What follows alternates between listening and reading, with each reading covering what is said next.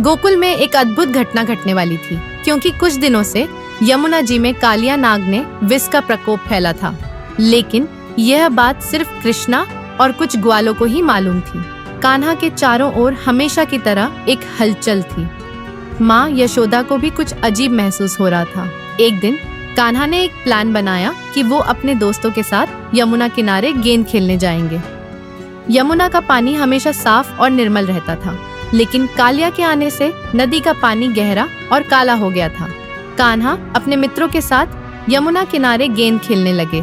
बालकृष्ण ने मुस्कान के साथ मित्रों की ओर देखा और बोले, आज कुछ अलग सा है।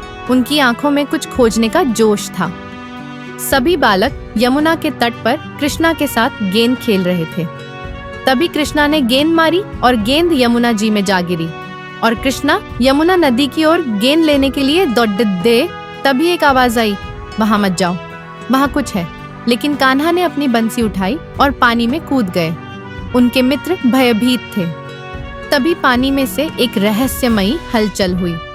जल में लहरें उठी और एक विशालकाय नाग प्रकट हुआ। उसकी आंखें चमकीली और जहरीली थीं। गोप बालक भयभीत होकर पीछे हट गए। यह कालिया नाग है, एक ग्वाले ने डर से कहा।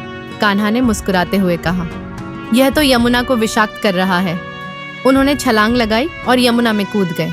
पानी के भीतर एक अद्भुत दृश्य था।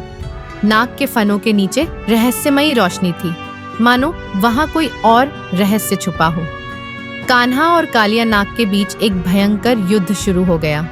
नाग ने अपनी फन फैलाए और कान्हा को पूंछ से लपेटने की कोशिश की, लेकिन हर बार बालकृष्ण उससे बच जाते। अचानक नाग की आंखें एक पल के लिए बंद हुईं और कान्हा ने उसका सिर पकड़ लिया और उसके फन पर कूदकर नृत्य करने लगे।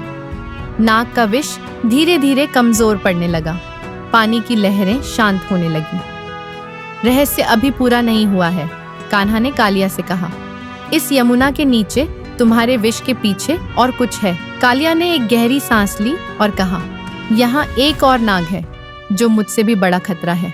कान्हा ने उस नाग की कहानी को आगे बढ़ने से पहले ही उसे खत्म कर दिया और सोचा, यह रहस्य मैं अपने मित्रों को बाद में बताऊंगा। इस तरह से कान्हा ने कालिया नाग को नाथा था और कृष्णा जब बाहर आए तो मित्रों ने पूछा, क्या हुआ वहां?